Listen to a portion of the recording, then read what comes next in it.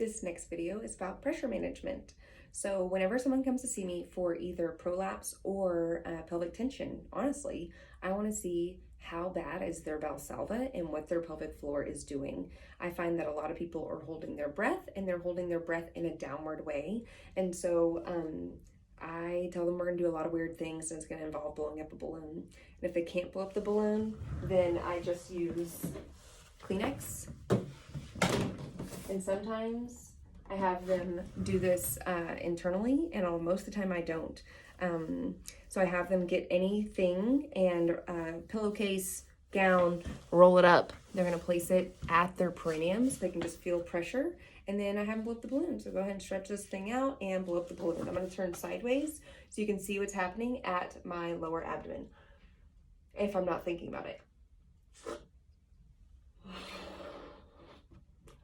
And so there is all that pressure, and I'll have them put their other hand right there, and I'm like, okay, do that again, and we'll blow it up again.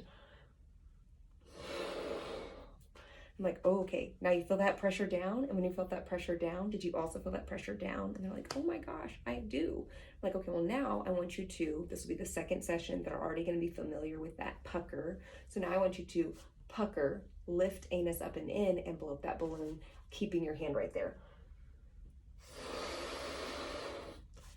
And this stayed nice and firm, and it'll actually feel like an ab exercise, and that's how you know you're doing this correctly. So I always have them point the balloon down. If they're not strong enough to blow up the balloon, then we'll do the same thing with blowing up a Kleenex. Now pucker, so take that air all the way in, 360 degrees, into their ribs, into their back, a little into their tummy, but not a lot. And then pucker and blow. So we're trying to see, can we lift all that structures up to protect yourself? Or else it's kind of like shaking up a Coke can and not opening up the top.